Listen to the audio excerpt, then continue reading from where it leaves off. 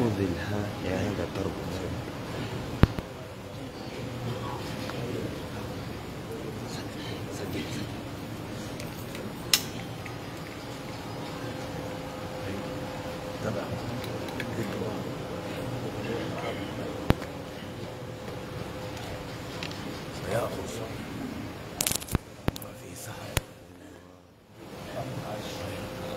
قدمي لي الميكروفون.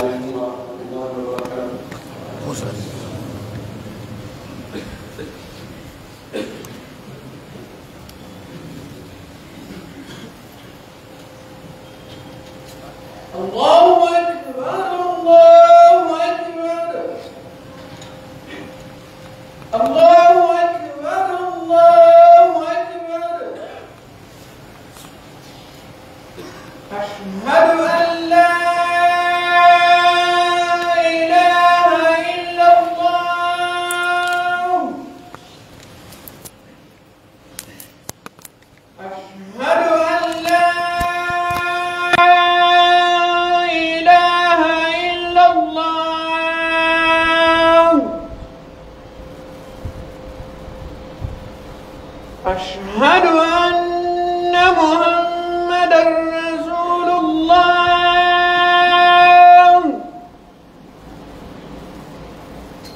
أشهد أن محمدًا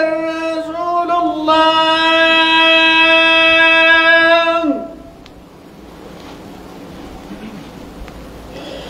حي على الصلاة.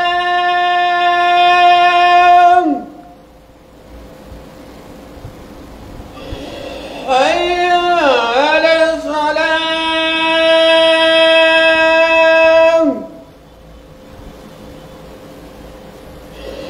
حي على الفلاح.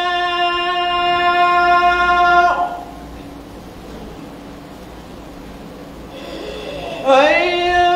على الفلاح.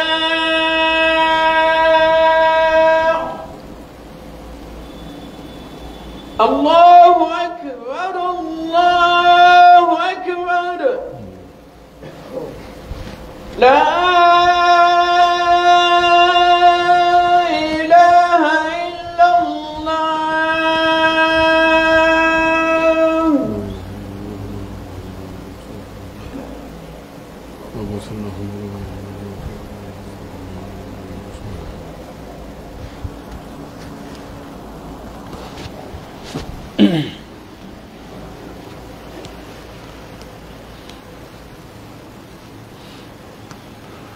الحمد لله رب العالمين.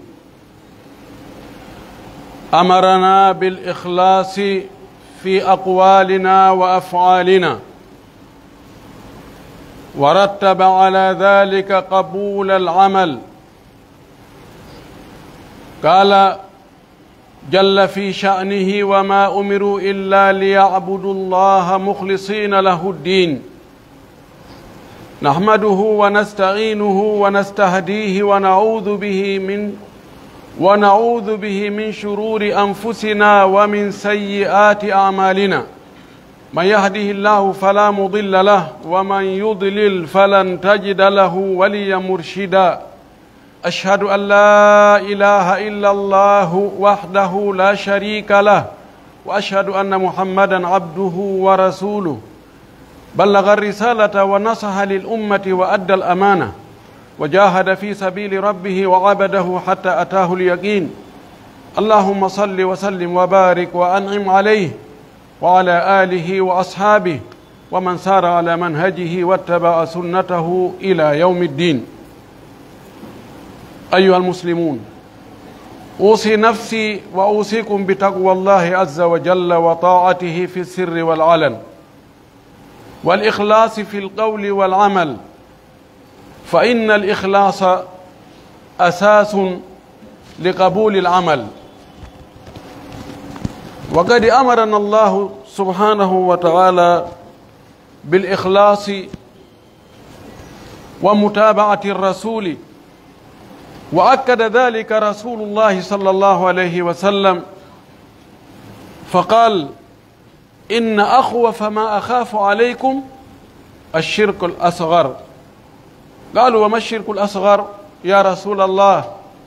قال الرياء. وقد اختلف أقوال العلماء في تعريف الإخلاص. قال العز بن عبد السلام رحمه الله: الإخلاص هو أن يقصد العبد لعبادته لله وحده، لا يلتفت إلى منفعة دينية أو دنيوية، ولا إلى دفع مضرة دنيوية. وقيل الإخلاص هو أن يستوي العمل عند العبد سره وعلانيته، وإلى غير ذلك من الأقوال. ومن المعلوم لدى السلف هذه الأمة أن من أصعب الأمور التي يواجهها العبد في عبادته الإخلاص لله سبحانه وتعالى. ما أصعبه وما أشقه، لأن النفس لا تجد حظا في الإخلاص. إن يتي الله سبحانه وتعالى tedduɗo mawnuɗo towuɗo seniiɗo hannduɗo yetteede moƴƴiiɗo e meeɗen waɗi en je e ɓiɓɓe adama ɓen tagoore nde o ɓuri yiɗude, nde o ɓuri teddinde, nde o ɓuri mawninde, nde o halfini dewal ngal e wurtugol leydi ndi. O yilti o watti en kadi julɓe, ɓiɓɓe adama ɓen kadi ko julɓe ɓuri teddude. O suɓi e ɓen julɓe ɗon kadi o waɗi en ka moftanelaaɗo ɗen kadi no ɓuri moftaali luttuɗi ɗin. O moƴƴori e meɗen nemaji heewuɗi, limugol wawata andugol ɗi, ko ñaamete, ko yarete, ko ɓornete, ko ndaarete, ko dunkitorte, gurdam newiɗan. kono ko heewi kon yimɓe ɓen koko heɓaki kon ɓe ɓurta andude, ko ɗum ɓe ɓurta kadi wowlude fi muɗum. en yetti allahu subhanahu wa taala waɗana ɗi moƴƴereji ɗo, ɗiɗo moƴƴereji ko hana jaɓɓorede, ko andutugol wonde ko Allah waɗi ɗi, jarnamo e hoore majji, yettamo, mantamo e hoore majji, hara dullali. hiɗen seedi ko allahu subhanahu wa taala goto woni hanɗo rewede, tawa si neɗɗo o rewi o yiya e nafoore muɗum ñande goo, si o rewali kadi lorra kan rewoya e hoore makko ñande goo. kala ko rewa ko wona Allah, ko saba kala ko puydan, ko lorra rewɗo on, nafoore ala namo ton. ko kanko subhanahu wa taala tigi woni yamirɗo en yen rewmo, yen laɓɓinanmo kadi dewe ɗen. o waɗi laɓɓinangol mo dewe ɗen, waɗa dewe ɗen hara ko fi makko kanko tun. o waɗi ɗum ɗon e chartiji ɗi gastako e ɓaawa muɗum fi o jaɓan neɗɗo on golle makko ɗen. o yamir ɗum ka deftere makko, o wi yimɓe ɓen yamiraka sina rewgol Allah gooto laɓɓinanamo dewe ɗen. hiɗen torimo jeejimo yo juulu e nelaɗo men Muhammad sallllahu alayhi wa sallam, o mo o nuli e meɗen saabu yurmede. pelletti ko o nulaɗo Allah, ko o suɓaɗo Allah, ko o giɗo Allah. pelletti ko kanko ɓuri moƴƴude e ɓiɓɓe adama ɓen fuu. ko Allah nelrimo ko yiɗugol mo e hoolagol mo. hiɗen seedi ɗum, hiɗen seedi kadi wonde nden hoolare o bonnano nde. ko waɗi ko neɗɗo moƴƴo nunɗuɗo o yottinno nelal ngal, o laaɓani mofteɗe reedu, o holli en, o tindini en ko honɗum welata Allah, ko honno haalɗe rewirde Allah. o rentini en kadi kala ko tikkinta Allah kon. yo Allah juula e makko, juula e sahaba makko ɓen fuu, juula e dendanangal jokkuɓe diina kanelaɗo e sahaba ɓen jokkuno kan. yo Allah jokkin en kan diina ha mayde nden tawa en e hoore muɗum. o jaɓana en kadi, o arcika en kadi laɓɓinangol mo kanko Allah dewe ɗen, kala ko watten kon fof hara ko fi makko. allahumma amin. musidɓe julɓe tedduɓe,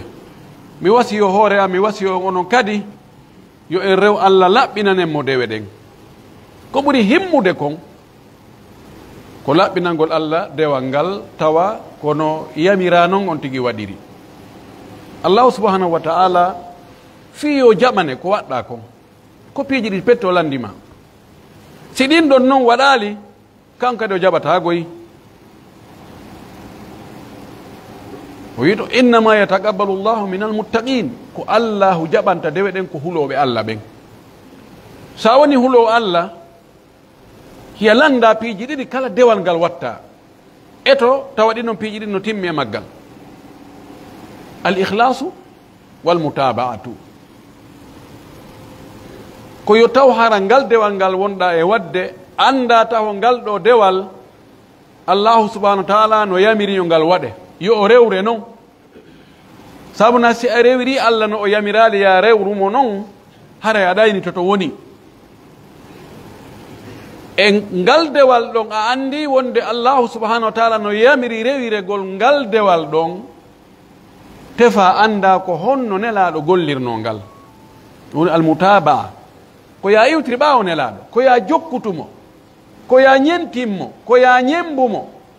ko ya ndaru ko honno waɗirno. ɓay dewal ngal nelaɗo waɗano en ala haaju e mum, ngal nafatama few. kala ko tawata allah subhanahu wa ta'ala no yiɗo no rewirede nelaɗo men sallllahu alayhi wa sallam, imma o waɗi ma si tawi fewno ɗon waɗugol ngol newaki o yamiri yo waɗe, o rerɗini, o holli wonde waɗugol ɗum ɗo no moƴƴi. ɗon goo a waɗi no nelaɗo waɗirno noon, yo taw hara ko hanaɗo waɗane ɗon waɗanda, allahu subhanahu wa ta'ala kanko tun. sirino ɗi timmi o jaɓanima kanko, hay sino fanɗi noon.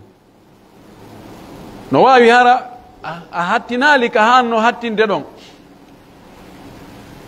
kono si tawi a waɗi no moƴƴiri noon a heɓay tono muɗum ñande goo. laɓɓinalngol allah, laɓɓinalngol allahu subhanahu wa ta'ala dewal ngal, ko ɗum ɗo woni nendi ndi, ko ɗum ɗo woni ruh on. honno woni ihlas? karama ko ɓen ka sifagol ko honno woni ihlas, définisugol ko honno woni ihlas, konguɗi maɓɓe no lutodiri, kono mana on ko gooto. o Al-Izz ibn Abdissalam kanko o wi ko wiyete ihlas kon ko taw jiyaɗo on ndehi mo waɗa golle ɗen ko o faandi ɗon ko allah tum, yo allah welto, yo taw hara ɗum ɗo no wela allah rewirgol mo ni, hara o fandaki to fi hay hunde, wona mawninegol, wona teddinegol, wona nafoore ka dina ma ka aduna, wona pottingol lorra few, o fandaki ɗum rewirgol ɗum ɗo fi yo heɓu intérêt hun ton. kanko Al-Izz bin Abdissalam o wi ko ɗum ɗo wiyete ihlas. kala dewal ngal watta tawi a falaka toon intérêt hun telen hay hunde, yo yimɓe ɓen yo waɗane hunde tawande nafete toon. ni nayoɓe jarne, nayoɓe cooɓe, nayoɓe mante, nayoɓe kaho kaari, hehe ko kaari geri ɗon kon, he on tana ɗum a fandaki ɗum few. taba no wawi ɓe waɗagoy, si tawi ɓe waɗi anna ɗum faninoɗa ɗum ɗon concernama, bonnantama ihlas ma on. kono ha yomi waɗ ɗum ɗo, si mi waɗi ɗum ɗo yimɓe fof inna he awa kaari geri goɗɗum, o ɗum ɗo allahu akbar, ko ɗon woni ella. woɓɓe inni ko honno wiyete ihlas, ko taw hara golle maɗen yimɓe ɓen andi e yimɓe ɓen anda no fotane ter, ko suuɗi kon e ko feeñi kon no fotane ter, an hakkitande ma ala, goɗɗo yii ma goɗɗo yiyali. woɓɓe wi ɗum ɗo si tawi a hewti o daraja ɗo, golle maɗen si a okkay yimɓe ɓen yii e yimɓe ɓen yiyali no fotane, na ko weli fi. allah no okkoto ɗum noon woɓɓe goo neeɓi e sahaba ɓen ɓe waɗayno, tabi'ina en e moƴƴo ɓe attinoɓe, kono ha joni no lutti suuɗotoɓe waɗa tawa sago maɓɓe nayo goɗɗo anda, kono ɓe duuɗa. hara kadi ko buyi yo taw hara ko an okkuɗo on e okkaɗo on tun andi, onon ɗiɗo tun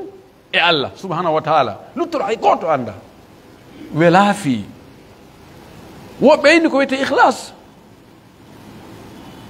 ko tawata a darata yimɓe ɓen, ko allah tun wonɗa e darude, ndeɗa waɗa ko ɓernde ma nden ko woni ko e allah tun, ɓernde ma nden ala e miijade taw sikaari no reeni, taw sikaari anday, taw sikaari weltoto, ka sikaari wowla e fii ɗum, taw sikaari en tawoyte nde mbiɗo waɗa ɗum, hara ala toon few Allah tum. ɗon ɗo yimɓe moƴƴuɓe attinoɓe hiɓe maapino kamɓe maapanno hoore maɓɓe ha ene tawsi ɗe golle ɗe dewe ɗe ɓe woni waɗande Allah, tawsi ko Allah tum ɓe woni waɗande ɗum. ɓay Allah subahana taala sa jillidiranimo e goɗɗo tun ma e goɗɗum tun, golle makko ɗen kanko muññoto. hilaɗo men sallllahu alayhi wa alihi wa sallam o andini en ɗum hadithul qudsi. Allah subahana taala wi ana agna shurakai ani shirki man amila amalan, daɗa waɗi nakira, ashraka fihi ma'i gayri taraktuhu wa shirkahu. oɗo hadith qudsi selluɗo Allah subahana taala wi min kafideteɓe muññanomo kafidi on, inna mi accanima kala wawɗo wadde ɗum ko min ɓurimo wawde wadde. sabuna kala golluɗo golle wo golle, o wi man amila amalan, addi nakira, golle wo golle ɗe janɗi ɗe fanɗi, woni ko jawdi ɗe waɗira, woni ko ɓandu ɗe waɗira, on tigi kafidimmi e goɗɗo go e nder ɗen golle ɗon mi accidaymo e ko o kafidimmi ko, mi muññotomi. on andi noon dewal si allahu subahana taala yoɓali ala yoɓowo, ala anduɗo joddi dewal. julde ko juuleten ɗo ko ɗum ko honɗum yoɓirte, ko euro, ka ko dollar, ka ko farangine, ka ko honɗum en anda ko jeelu. si Allah añi ɗum haare ala yoɓowo, Allah dandu en o añirgol en golle men ɗen. ɗum ronki wo si tawi en shirkali, ko ɗum waɗi laɗo men sallah sallam o maaki onon mofte annen komi ɓuri on hulande ko. ndaare nelaɗo sallllahu alayhi wa alihi wa sallam wattanen fondo ɗo moƴƴi, o maaki komi ɓuri on hulande kon, ko hulɓini kon fof komi ɓuri on hulande. wona lamɓe bomɓe, wona bille, wona bolle, wona bombo atomique, wona ɗin ɗon tanaji fof, na ɗin o ɓuri en hulande. hay simo hulani en ɗingoy, kono ko o wi komi ɓuri on hulande kon ko shirku fandu ɗon, hay o wiyani jandu ɗon, ɓise janɗo no weli rentade. o wi ko shirku toso ko on ko omi ɓuri on hulande. inna akhwafa fil afal, inna akhwafa ma akhafu aleykum, ko ɓuri hulɓinade komi hulani on kon shirkul asgar, shirku toso ko on. ɓe wi nelaɗo ko hon ɗum woni shirku toso ko on, ko hombo woni on? o maaki arriya'u, ko yiingo, waɗirgol dewal fi yo yimɓe ɓe yi'u, yo yimɓe ɓen coobu. tawa si yimɓe ɓe renano on tigi waɗirtano noon, sa faala andugo ko woni shirku kon tigi tigi tigi, harana no karama koɓe ɓeya kañum no sifori noon, ko a waɗugol goɗɗum yeeso yimɓe ma yimɓe fiyoɓe nanu, tawa si tawino ɓe alano ɗon, ɓe renano ma a wattano ɗum, nanon waɗirayno ɗa. juula julde nden to hassinu salataka amama annas liyugala innahu hasanu salati, innahu yuhsinu salata, wattasaddaq liyugal fulan jawad. juula yeeso yimɓe ɓen moƴƴina ɗon julde nden, janga, sellina, waɗa ruku'u, tabintina, ɓantoɗa, sujja, moƴƴi. ɓa yimɓe no reeni fiyo inne ɓe no juula julde laɓande, ɓe ko ustas ɓe ni. si antun e niwre ya julde, allahu akbar, allahu akbar, allahu akbar, allahu akbar, allahu akbar, assalamu aleykum, ɗum woni yingo. okka ɗo simi waɗi hunde kaari ɗo, ɓeɗo fof ɓe yaaday e haala wonde ceerno kaari, docteur kaari, alaji kaari, ko hunde kaari ɓe wanno ɗon. tawa si ɓen alano ɗon a wattano ɗon, antuge gundono ko si alano ɗon 50 000 ɓayiɓe ɗon waɗa 5 millions, ɗum woni yingo. mo ɓe joni o ndaran hoore mum, ndaare sahabaɓe laaɗo sallllahu alayhi wa sallam, ɓe landimo o jonni ɓe régle, o jabaki ɓe ko ɓe landimo kon, o jaabi jabawol fiyo fof naftoro, waynode qadiyatul ayn qad takunu khassa, no wawi hunde probléme yanɗo e hoore am min tun ara ko probléme am min, kono nelaɗo jaabi fiyo fof yo waɗi régle. ɓeni ya rasulallah ara'ayta rajulan yuqatilu shaja'atan wa rajulun yuqatilu hamiyatan ayyuhuma fi sabilillah قال من قاتل هذه القاعدة من قاتل لتكون كلمة الله هي العليا فهو في سبيل الله ɓewi nelaɗo goɗɗo yahi ka gere himo piiridede himo wakkili himo wartinirede fi cuucal fi yo wi ye ono suusi reedu comme yi on no gera ɗon kon hay goto wawali wadde sifa ɗum en mba ono suusi reedu tawa ko ɗum puusimo yomi waɗɗo hande ko yimɓe fof anda komi suusɗo reedu hara ono gasa ko goɗɗo suustalan hande kadi e goɗɗo go himo piiridede fi on ɗum wiigol ko menen on o yani ya min hollaymo ko menen woni kaari en min gerayɓe goɗɗum e ngal hamiya tan jingamo leƴƴi yagal menen on min hollayɓe ngal ko fuɗata si setta taw ko sabu ɗum woni pusde mo waɗa gerde kippire liɓa ɓe wi enene laaɗo ɓeeɗode ko hombo woni fi sabilillahi ko hombo woni waɗirde fi Allah o inaali ɓeeɗo ɗi ono wona fi Allah woni waɗirde o ƴetti ko ɓuri yaajude o wi hey kala haɓuɗo fiyo konngol Allah ngol towu wona dow fiyo diina Allah kan towu fiyo diina Allah kan foolo fiyo diina Allah kan fewju fiyo diina Allah kan wontir dow tawa ko ɗum ɗon puusimo miɗo haɓude fi diina kan o wi oɗo ko fi sabilillahi woni nani amana ko kala ko lutti kon na fi sabilillahi ala lintugol puisque ko ɗuuɗi ƴettu ko fanɗi kon lima axe mum on andi ɗum ɗon haray tawaka idan wattanen fondo mourado moƴƴuru e fiiɗe golle meɗen e fiiɗe dewe meɗen ko wonde nge wadde ko fof no waɗede koy hiɗen juulude hiɗen janngude hiɗen hajjude hiɗen ittude zakka hiɗen wadde sadaka ɗe wadde farillaji e naafiloji kono ettoɗen hara seytane na ɓaalto junngo bonnani en goy seytane noon ha ko gaño kalabantejo ƴoƴuɗo inna cheytana lakum aduwu fattahiduhu aduwan o ettota o fuɗɗorta o fiwota waɗo o amina tanatu e ɗum kaari en ayal ɓen ukkaki e ɗum koy tanatu e on probléme terto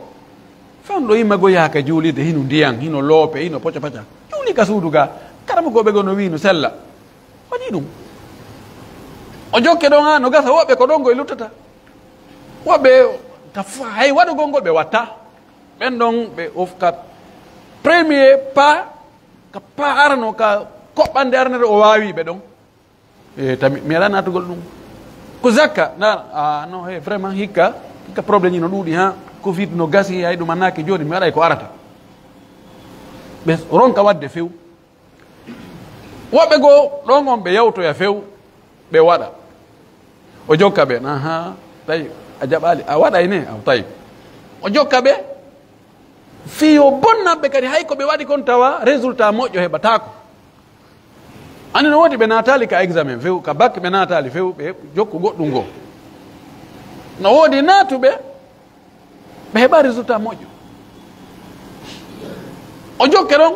o addani yiingo o janɗina ko wonɗa e wadde ko ine daari ya waɗi hunde kaari est ce que ɗo no woodi waɗɗo sifa ɗum say goɗɗo yii moƴƴi mum ɗin no ɗuuɗi ha wo o relantisay o ɗuyta modi aɗen kadi ɓayna min tun min tun kippi ɓe ɗo fo accu woɓɓe goo kadi ɗumannoto o naada yiingo ene est ce que kaari en ɓe mantima ko waɗɗa ko est ce que ɓe du'ike est ce que ɓe jarnima est ce que ɓe non tafillo a sikka ko ñamande yoɓuɗa waɗanaɓe ɗum ɗo fof waɗa ɗum ɗo fof tawa hay daarino ɓe ma daarirde daarino ɓe ɗumannotma ɓe considéra ɗum ɓe teddinalima ɓe waɗanalima ɗum ɗo tatto hande kadi accuɗuɓe mum jokke ɗon ha tawa goɗɗo yanay ka ɓernde ma vraiment mo waɗanɗa ko moƴƴi fotta e makko si o jarnalima o coobi o doyi ɗon ha o hay ko andi e ko anda fof sallaji accu ha ko arata si Allah o jaɓi ko arata ɓay na ñamade mi yoɓi min famodire koni cheytane wayi rentoɗen hara o bonnanali waɗen ihlas laɓɓinen golle men ɗen e dewe men ɗen بمناسبة نحن في هذه الأيام في أيام عودة حجاجنا إلى ديارنا وماذا يجري ɗeɗo balɗe hiɗen wuuri hajjiyankoɓe men ɓe allah newnuno seeno e hajju ɓen hiɓe artude bo e maɓɓe arti lutti seeɗaɓe honɗum woni e wadde inchallah fi lkhutbati التالية نبين ذلك أسأل الله جل في علاه أن يلهمنا الصواب وأن يرزقنا الإخلاص في القول والعمل أقول ما تسمعون وأستغفر الله لي ولكم ولسائر المسلمين من كل ذنب وخطيئة فاستغفروه إنه هو الغفور الرحيم.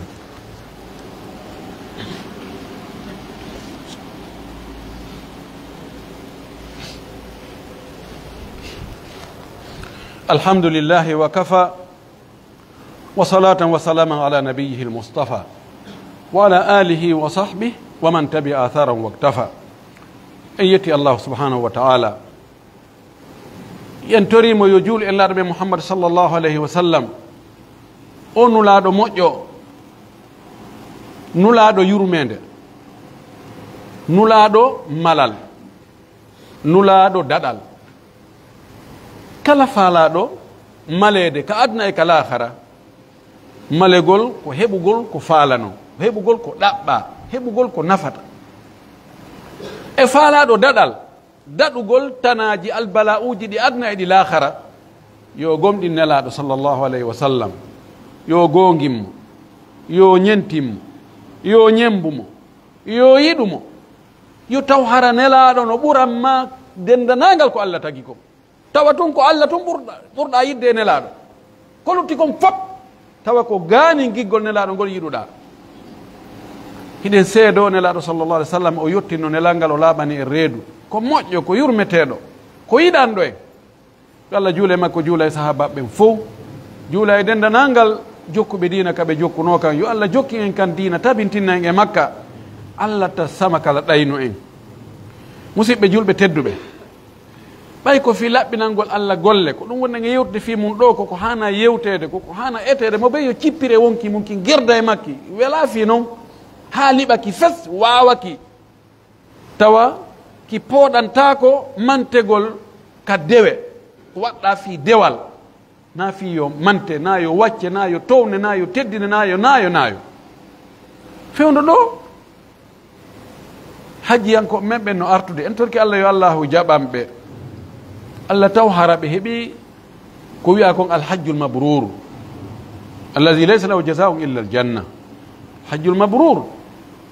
joddidin ko aljanna allah taw hara ɓe heeɓi ɗum faranoɓe yaade eti ronki yo allah newnan ɓe yaha ko arata torki allah subahana taala yaaɓe yo allah newnu kadi ɓe yahi to laawi buy الناظر في المظهر والله هو الذي يتولى السرائر نحن لا نحكم على الطوية ولا السرية ولا ننقب عن القلوب لكن المظهر mundari ko feeñi kon ko yaltiti kon en anda enen e ñawata ko woni nder ñawata ko woni ka ɓernde ɓay ihlas e riya ko golle ɓernde laɓɓingol annuye ma waɗirgo yiingo ko golle ɓernde wona ka ɓerɗe ñawata ɓerde fes en anda ko nder ton ko allah tun andi ko nder ton e jommu kono mo ndaari ko feeñi kon hara himo jooti himo maapi himo aani wonande yaaɓe hajju lagina ɗo artuɓe ɓen piiji ko wona e waɗede kon tawayi no hulɓini te taw hara yiingono e muɗum koko annduɗen en fo moƴƴintinnugol cuuɗi pentira waɗa taabe weƴƴita coñci daneeji waɗa fleur ji bal hay koro yuɓɓa koye mbuuɗi a sikkay jombaɓɓe ɗum fof addita sikkay kuppuji no haajiyankojo si arti jooɗoto bonna haajoji yimɓe fof fayda eɗen ɗon balɗe minen yaade hiwro alhajji en meɗen yaade hiwro hajja en awa nden gidigidire himbiri giguire inne awa no fokkita fuuta sikko jogiiɗo moyji hara e otoje lappi otoje meɗen ɗowtude ɓe meɗen yaade jaɓɓoyoɓe ɗum ɗo mazhar on no hulɓini to taw hara yingono e muɗum ɗum ɗo fof bona ko landa kal islam hajju ko tugalal jooɓale tugal l'islam jooɓal ngal so e waɗi ngal arti wawno yimɓe luttuɓe wayno hewta bisimillah assalamu aleykum alaykum men yiyano jam en arti jam ɓimbi dawa golle siko a golle yow yimɓe ɓe jokka golle mum mo fotti e ma ka lawol hiiri kam assalamu aleykum on jaka on hewtino mi hewtino jemma eyi alhamdulillah en yetti allah on jarama mo noddima téléphone weltoɗa salamu aleykum on hewti hi on jarama awatnala toon ko jemma men hewti ko hanki ko yecci hanki alhamdulillah men yetti allah haray on jarama hara en fottoyi ko ni haniri aduna fof ko ni wayi ko bonnata haajuji darna piiji ɗin fof fi hajjiyankojo no hewti o ko beri komi andi ko on ko kamen ɗo waɗete yimbirgui ko ɗum waɗi ɗo si hajju naɓama ɗo 100 millions piiji dewegol lutte waɗede lutte hara waɗaka kono hajju ngu yeyte saabu guiɗi guiɗire ko woni mum kon no feƴƴiti siko sonnajo ko waɗante ɗon ko hay fewno ko jomba o heɓano hitte wano ɗum ɗum ɗo yo wattane yila wuta cheytane jokko ha o bonnana en hajjul mabrur laysa lahu jazaun illa aljanna man hajja falam yarfuth walam yafsuk raja'a ka yawmi waladathu ummuhu mo hajjoyi aali woɗaji ɗin toon waɗi waɗeteɗi ɗin allah jaɓanimo o arteta o mara bakkat no wayi o ñande yumma makko jibinnomo woddita cheytane bonnan ɗum ɗo goɗɗo fi yo yiye fi yo mante fi yo coobe si wiyaka ala hajjima hajja haray ka ɓernde on tigi mo heɓi toon mone o teddinalam o andami ha coyi ani ono jammi tanmi o yami mamaduri o yami khadijatu ka ɓernde hay so wolata tawa no gasa si mo eɓɓono ndel daari non mi naɓana ɗum ɗo goɗɗo go ay oɗo o qirritaki wonde mi hajjoyi koy no hawni no hulɓini wasayiri ji ni kayto yimɓe no wanni photo ji ni no tiiro takki bogo a wahino ko ɗo men fewni ɗo ka suudu kaaba mi woni ko ɗum ɗo mi waɗi no hulɓini ɗi wasailul ittisal wasailu tawasul l ijtimai ɗi ɓeyde wallitade fi yo goɗɗo waɗi yingo haray ɗum ɗo fof no fota e accede ñowgol soobiji mooɓagol waɗa pote pote nayi hirse fawa hay miskinɓe ko ɓe mara no hajja men ɓe no hewtude ko ɓe min fof mo ɓe waɗa hunde kaari e min noon mi fena o ɗum ɗo menen ɗum ɗo min jaɓantama ɗum mo waɗali oɗo hara min yaltinimo ka jokkere ɗam meɗen ko ɓe waɗe tawa ko ɓe soko ñawlotoɗo koye ñawloyo ɗo rewte o rewe ɓe ɗum ɗon waɗen guiɗi guiɗi a yani kaari en ɓay o hewti ka maɓɓe ɗon kamɓe rowani ko honno wonno waɗaka ɗon kere ɓen ɓe ɓuuri e goɗɗo ene kadi ɓe ɗum waɗe ɗo hada aynu riya ko ɗum woni yingol subhanallah watte min fondo allah waɗi koye joni yimɓe allah no funtini sukaɓe ɓe hay ɓe hajjoya ɓe arta si ɓe arti bi jemma bimɓe ɓe ari madina haccitanima ɓe ala yemon a sikke o hajjoyali o yaha ali fouta o yaha al ɗum ɗo mais hay mi yaha hiwragol hay min tawalimo ɗon ahi yaaɗo hajji artino e yaaɗo juma artino fota fof ko tugalal e yaaɗo juuloy fanama alansarama futoroma gueƴe no fota ter yaaki ko dewal yaaɗa waɗɗa arɗa wota on e weeɓitangol ɗum yimɓe ɗaɓɓira ɗum teddugal ɗaɓɓira ɗum kohankagal kono nayi woɓɓe gonoyna nodda ɓiɓe mum alo salamu aleykum he ala ko waɗantami sina hajjinoy gollam fiyor baba en fiyon ɗum he ɗandi kaarijo komin gore kominen wondi ɗo ɓiɓɓe makko ɓen hajjinnomo rowani hande on teddugal ko jogui kon hande koko woli o ko ɗum watte ɗo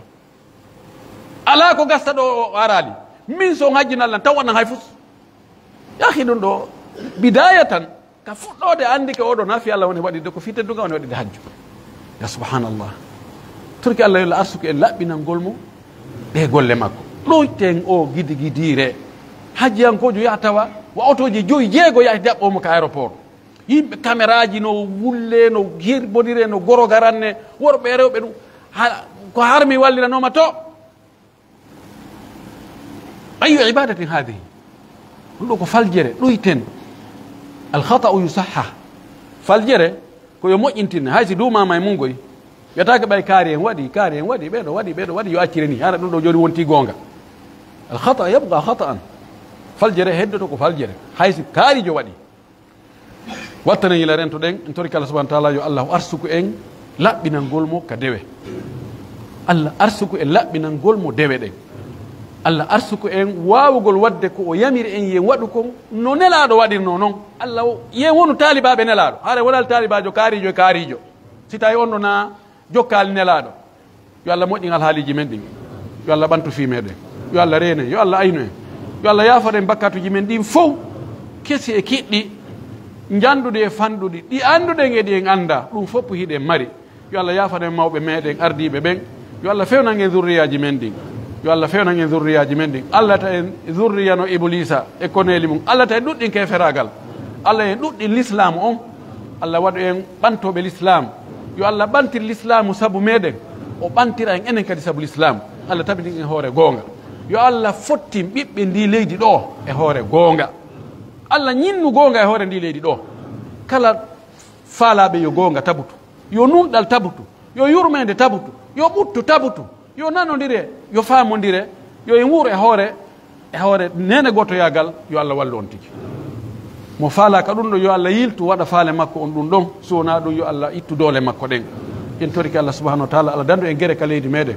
Allah dandu en guere ka leydi men kala miijiɗo wadde guere ka leydi men e tampigol e yaltingol en koɗoli meɗen yo Allah jonnumo ko hilno en toriki Allah subahanahu wa taala yo Allah ɗo julɓe moƴƴuɓe naataɓe aljanna اللهم أنت الله لا إله إلا أنت سبحانك إنا كنا من الظالمين اللهم أنت القوي ونحن الضعفاء وأنت الغني ونحن الفقراء وأنت على كل شيء قدير اللهم أنت الأول والآخر والظاهر والباطن وأنت على كل شيء قدير ربنا لا تدع لنا ذنبا إلا غفرته ولا دينا إلا قضيته ولا هما إلا فرجته ولا مبتلا إلا عافيته ولا مريضا إلا شفيته ولا جاهلا إلا علمته ولا ولدا إلا أصلحته ولا زوجة إلا جعلتها صالحة محجبة محشمة ولا عدوا إلا خذلته وقهرته بمنك وجودك وكرمك يا أرحم الراحمين ربنا آتنا في الدنيا حسنة وفي الآخرة حسنة وقنا عذاب النار اللهم اجمع كلمة المسلمين على الحق اللهم رد المسلمين إلى دينك ردا جميلا وعاجلا برحمتك يا أرحم الراحمين اللهم شتت شمل أعداء المسلمين اللهم شتت شمل أعداء المسلمين اللهم إن أعداءك أعداء المسلمين قد تجبروا وتكبروا وطغوا واجتمعوا على المسلمين وكانوا يدا واحدة ضدهم اللهم عليك بهم إنهم لا يعجزونك اللهم عليك بهم إنهم لا يعجزونك اللهم أخرجنا من بينهم سالمين اللهم اضرب بعضهم ببعض اللهم اضرب بعضهم ببعض بمنك وجودك وكرمك يا أرحم الراحمين ربنا آتنا في الدنيا حسنة وفي الآخرة حسنة وقنا عذاب النار اللهم صل على محمد وعلى آل محمد كما صليت على إبراهيم وعلى آل إبراهيم وبارك على محمد وعلى آل محمد كما باركت ورحمت على إبراهيم وعلى آل إبراهيم في العالمين إنك حميد مجيد سبحان ربك رب العزة عما يصفون وسلام على المرسلين والحمد لله رب العالمين.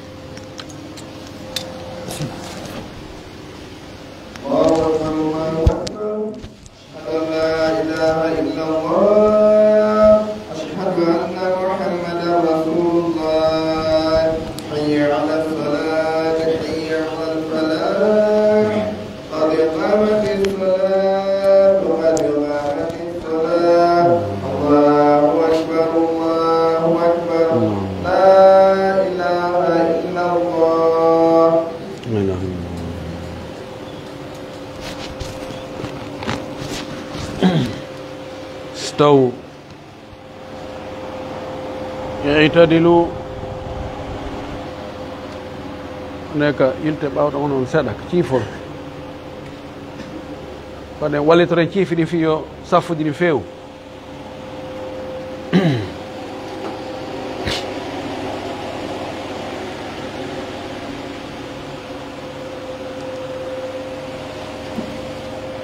الله أكبر.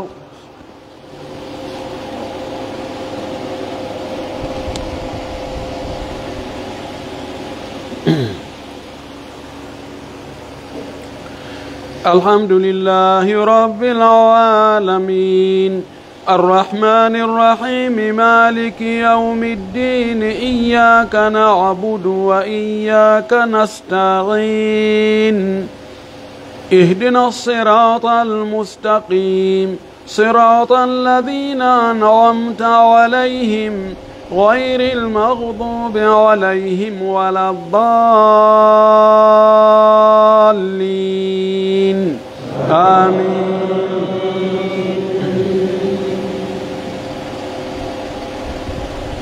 للذين استجابوا لربهم الحسنى والذين لم يستجيبوا له لو أن لهم ما في الأرض جميعا ومثله معه لافتدوا به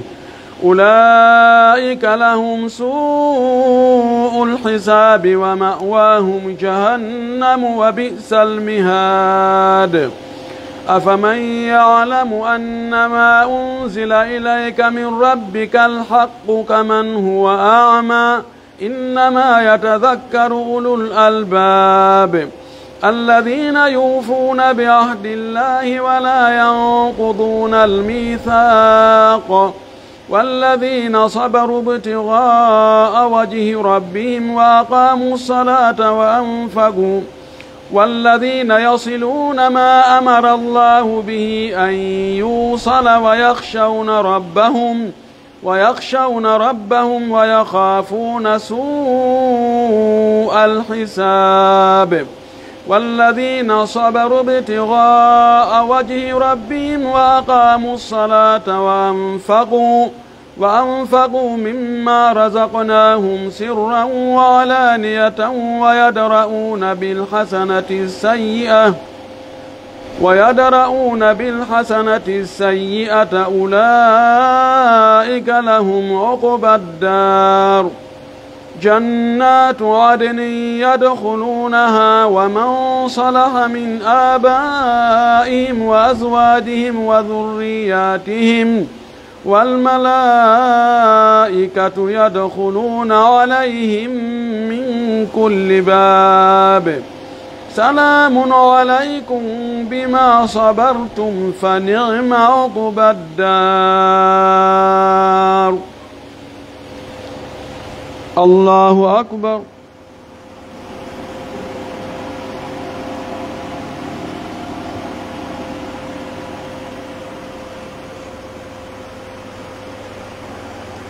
سمع الله لمن حمده.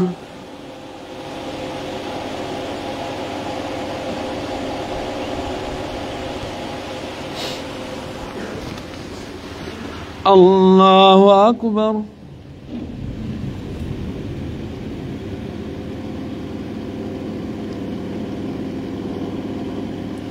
الله أكبر.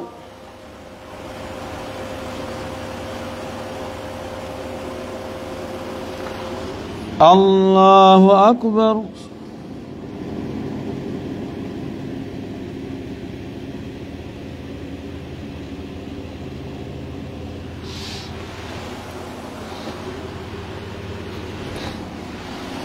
الله أكبر. الحمد لله رب العالمين الرحمن الرحيم مالك يوم الدين إياك نعبد وإياك نستعين اهدنا الصراط المستقيم صراط الذين أنعمت عليهم غير المغضوب عليهم ولا الضالين آمين.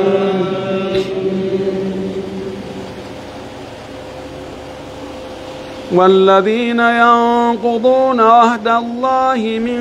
بعد ميثاقه ويقطعون ما أمر الله به أن يوصل ويفسدون في الأرض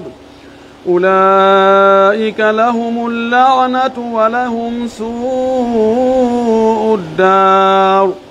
الله يبسط الرزق لمن يشاء ويقدر وفرحوا بالحياة الدنيا وما الحياة الدنيا في الآخرة إلا متاع ويقول الذين كفروا لولا أنزل عليه آية من ربه قل إن الله يضل من يشاء ويهدي إليه من أناب الذين آمنوا وتطمئن قلوبهم بذكر الله ألا بذكر الله تطمئن القلوب الذين آمنوا وعملوا الصالحات طوبى لهم وحسن مآب. الله أكبر.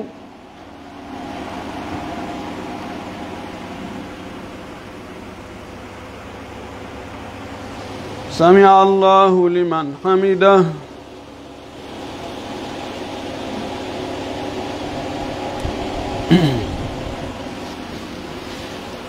الله أكبر.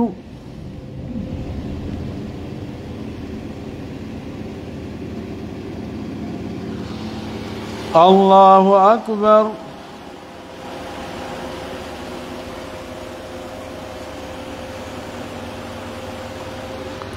الله أكبر.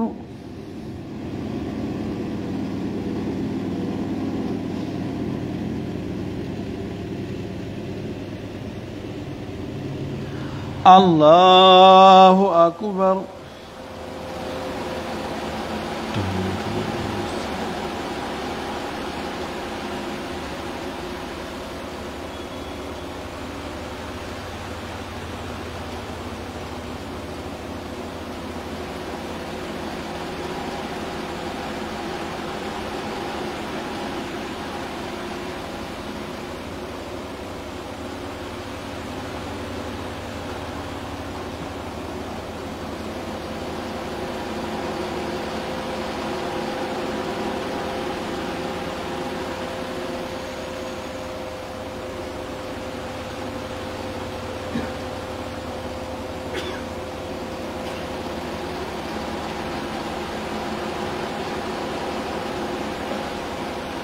السلام عليكم ورحمة الله.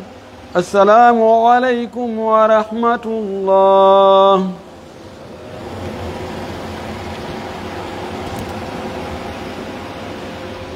استغفر الله استغفر الله استغفر الله. اللهم صل عليك السلام تبارك يا رب العالمين. لا إله إلا الله وحده لا شريك له له الملك وله الحمد على كل شيء. لا إله إلا الله له النعمة وله الفضل لا إله إلا الله. اللهم لا مانع لما أعطيت ولا ينفع لما منعت ولا ينفع ذا الجد منك الجد اللهم إنا إلى ذكرك لا حول ولا قوة إلا بالله.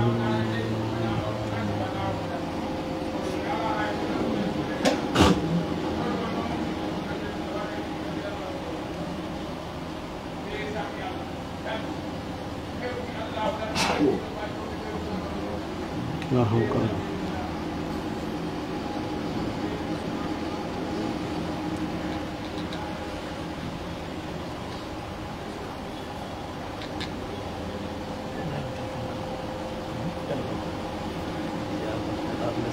ولا سنة.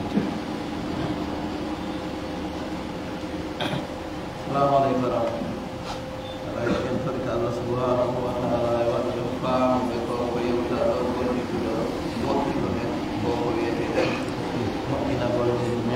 Kesalahan malam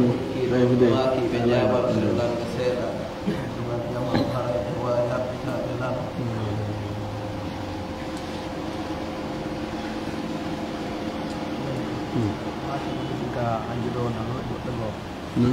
na waɗani ci ka hajjun keɓɓe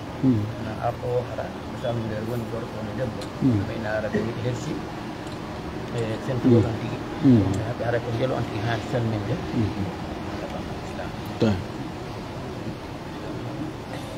بسم الله والصلاة والسلام على رسول الله وعلى آله وصحبه ومن والاه. ara woɓɓe landi ɗo joni wano hajjiyankoɓe ɓen sentori ni joni yimɓe buy aray hiwragol ɓe domugol du'a joni noon hakkude duhiɓe suddiɓe ka salmodirgol wonde joni awa sonnaɓe ɓen fontanayi duhiɓen jungo ma duhiɓe goo fontanayi sonnaɓe goo jungo woni ko ɓeeɗa ari woni ko ɓeeɗa ari wonde noon aray fontanaɗo jungo on hersa awa kañum kadi ronkude jaɓude jungo fontago ngon ɓe salmodira ɓe landi joni haray wono gorko ko sonnaɓe homɓe o hani salmodirde e mum sa fonti jungo ngon tigui kañum kadi jaɓa e jungo ɓe salmodira sonnajo on kadi wano noon haray ɗen andi nene men Aicha no maaki o jungo nelaɗo gon sallllahu alayhi wa sallam mais maali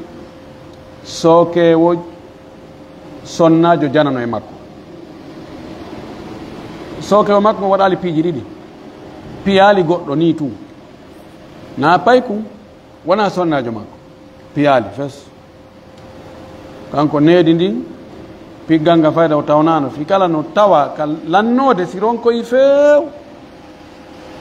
no wiya yon tigi piyu harana o fantinali sookewo makko on piyali sookewo makko on salminali sonnajo janano e makko yono kanko wiyaɗan yeñenti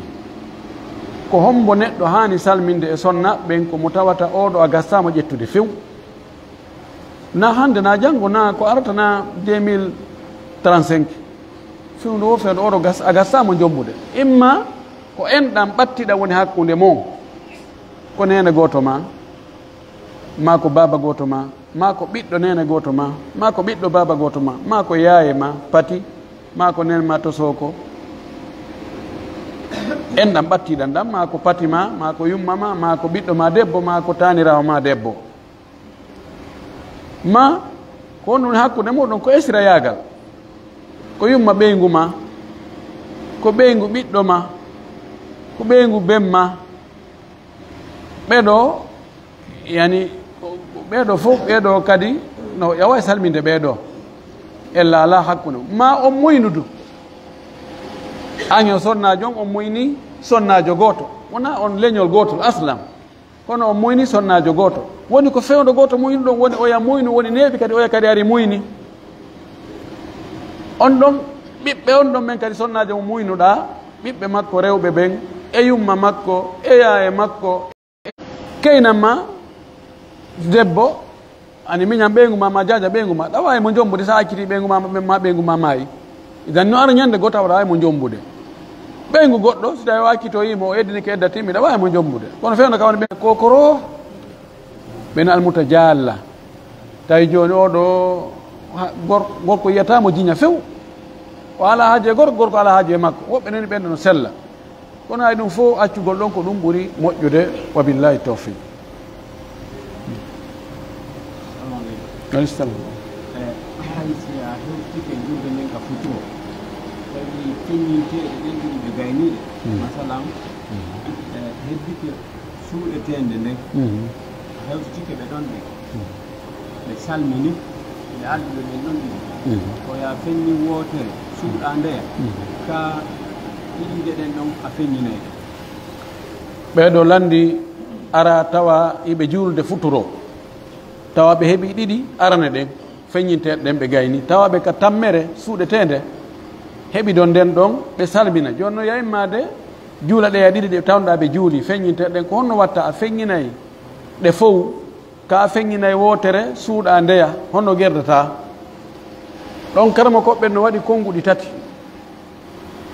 konngol ɓurgol sellude ngol nden nde tawɗa ɓe hiɓe juulde sakkitine maɓɓe nden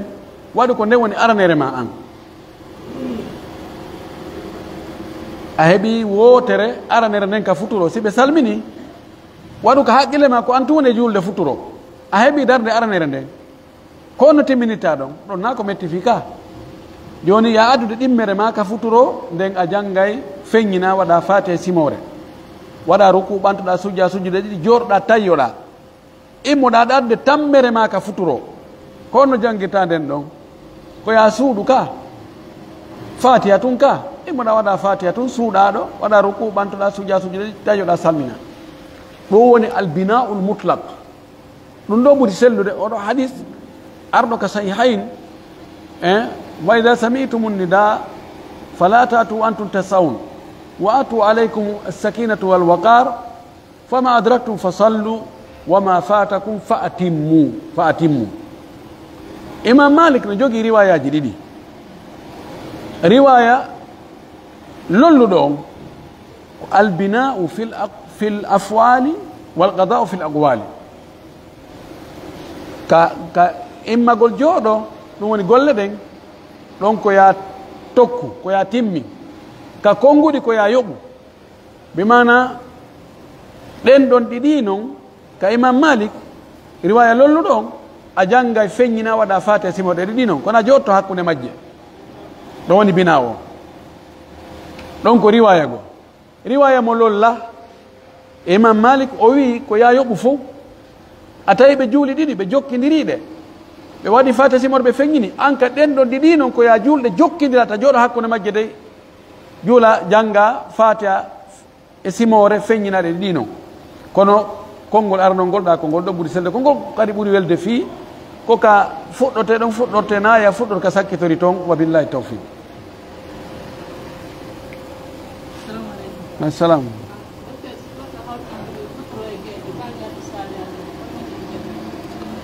oɗo landi mo hiɓɓidiri hakkude futuro e geeƴe rendi ni haray ko bagiyatu salihati julde honde e majji waɗante ɗen andi bagiyatu salihati ma adkar dubra salawati ko watte ko ɓaawo futuro e ko watte ko ɓaawo geeƴe no toon ko ɓeyditi seeɗa ka futuro son tigi waɗi ayatal kursiyu nde wotere qul huwallahu falaq nas ka be ko tati tati o watta ka orke ka geeƴe kon gotol gotol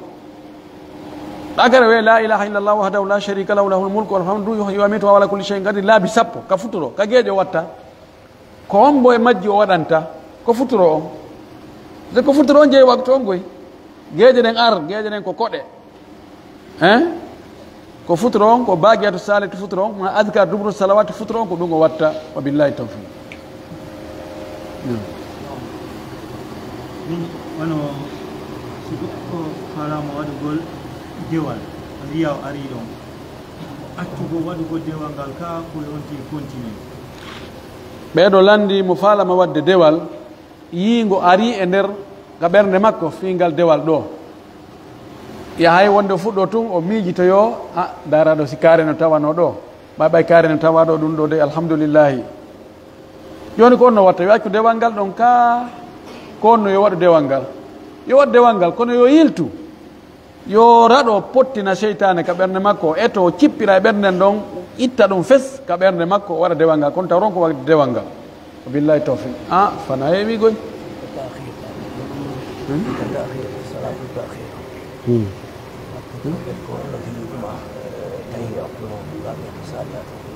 ka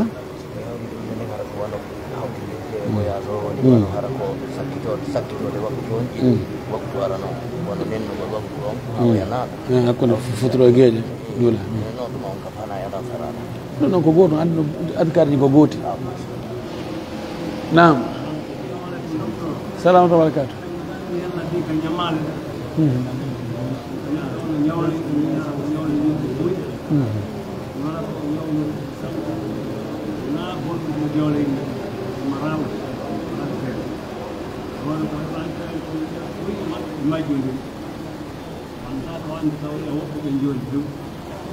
hay so immani ko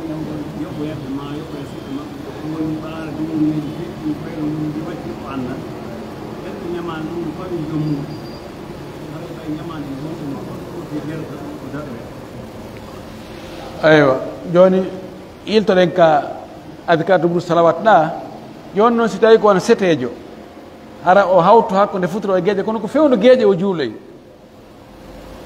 c'est-à-dire on na joni yawgol ha waye 22 heures 23 heures hara ko ɗon o juuli futuro e geeƴe siko toon noon o juuloy ɗon kadi ko adkar dubru salat geeƴe en o watta ɓeeɗo landi goɗɗo ñawlo o ñawlora angal o ronka heɓude naafi bonnugol jawle yimɓe ɓen kono o ronka heɓude ɗum noon dumune o juuta ha wonde o majjodira e woɓɓe goo ɓe ñawlino o anda ka ɓe woni hannde kadi o gasa woɓɓe goo hay siɓɓe mum o anda ka woni o faale noon yoɓoygol ɓe o heɓa moyen no yoɓira ɓe kon no watta kala mo joganiɗa si a heɓi kal islam mo ñawlori angal